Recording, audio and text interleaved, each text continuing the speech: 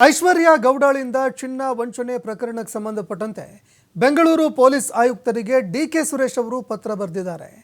ಮಾಜಿ ಸಂಸದ ಡಿಕೆ ಸುರೇಶ್ ಇದೀಗ ಬೆಂಗಳೂರು ಆಯುಕ್ತರಿಗೆ ಪೊಲೀಸ್ ಪತ್ರ ಬರೆದಿದ್ದಾರೆ. ನನ್ನ ಹೆಸರು ಉಪಯೋಗ ಮಾಡಿಕೊಂಡು ವಂಚನೆ ಮಾಡಿದ್ದಾರೆ ಅನ್ನೋ ವಿಚಾರಕ್ಕೆ ಸಂಬಂಧಪಟ್ಟಂತೆ ಅವರು ಪತ್ರ ಬರೆದಿದ್ದಾರೆ. ಹಲವಾರು ಜನರಿಗೆ ನನ್ನ ಹೆಸರನ್ನು ಬಳಕೆ ಮಾಡಿಕೊಂಡು ವಂಚನೆ ಮಾಡಿರುವಂಥದ್ದು ಗೊತ್ತಾಗಿದೆ. ಇದು ಮಾಧ್ಯಮಗಳಲ್ಲಿ ಕೂಡ ನಿರಂತರವಾಗಿ ವರದಿ ಆಗ್ತಾ ಇದೆ.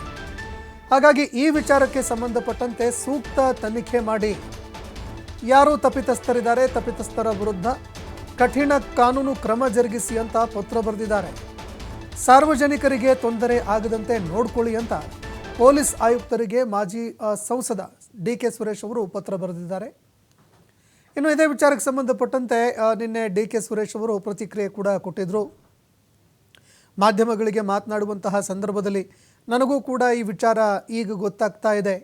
ನನ್ನ ಧ್ವನಿಯಲ್ಲಿ ಮಾತನಾಡಿ ಯಾರೋ ವಂಚನೆ ಮಾಡಿದ್ದಾರೆ ಅನ್ನೋ ಮಾತುಗಳು ನನಗೆ ಕೇಳಿ ಬರ್ತಾ ಇದೆ.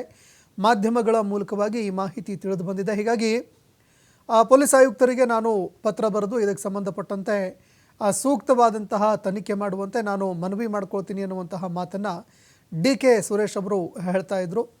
ಅದೇ ರೀತಿಯಾಗಿ ಇವತ್ತು ಡಿಕೆ ಸುರೇಶ್ ಪೊಲೀಸ್ ಆಯುಕ್ತರಿಗೆ ಪತ್ರ ಬರೆದಿದ್ದಾರೆ. ನನ್ನ ಹೆಸರನ್ನು ಬಳಕೆ ಮಾಡಿಕೊಂಡು ಐಶ್ವರ್ಯ ಗೌಡ ಅನ್ನುವಂತಹ ಏನು ಮಹಿಳೆ ಇದ್ದಾರೆ, ಇವರು ನನ್ನ ಹೆಸರನ್ನು ಬಳಕೆ ಮಾಡಿಕೊಂಡು ಅನೇಕರಿಗೆ ವಂಚನೆ ಮಾಡ್ತಾ ಇರುವಂಥದ್ದು ಬೆಳಕಿಗೆ ಬಂದಿದೆ. ಮಾಧ್ಯಮಗಳಲ್ಲೂ ಕೂಡ ಈ ವಿಚಾರ ಬಿತ್ತರವಾಗ್ತಾ ಇದೆ. ಹೀಗಾಗಿ ಇವರ ವಿರುದ್ಧ ಸೂಕ್ತ ಕ್ರಮ ಜರುಗಿಸಬೇಕು. ಯಾರ್ಯಾರಿಗೆ ಇವರು ವಂಚನೆ ಮಾಡಿದ್ದಾರೆ ಆ ವಂಚನೆಗಳಿಗೆ ಸಂಬಂಧಪಟ್ಟಂತೆ ಆ ಎಲ್ಲ ಮಾಹಿತಿಗಳು ಬೆಳಕಿಗೆ ಬರಬೇಕು.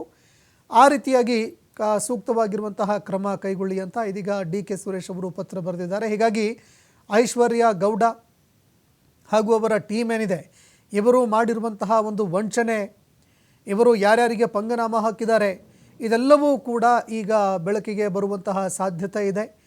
ಇವರ ವಿರುದ್ಧ ಕಠಿಣ ಕ್ರಮ ಆಗುವಂತಹ ಸಾಧ್ಯತೆ ಕೂಡ ಇದೆ. ಹೀಗಾಗಿ ಪೊಲೀಸ್ ಅಧಿಕಾರಿಗಳು ಏನೆಲ್ಲ ಕ್ರಮ ಕೈಗೊಳ್ಳುತ್ತಾರೆ ಅದನ್ನು ಕೂಡ ನಾವು ಕಾದು ನೋಡಬೇಕಾಗತ್ತೆ.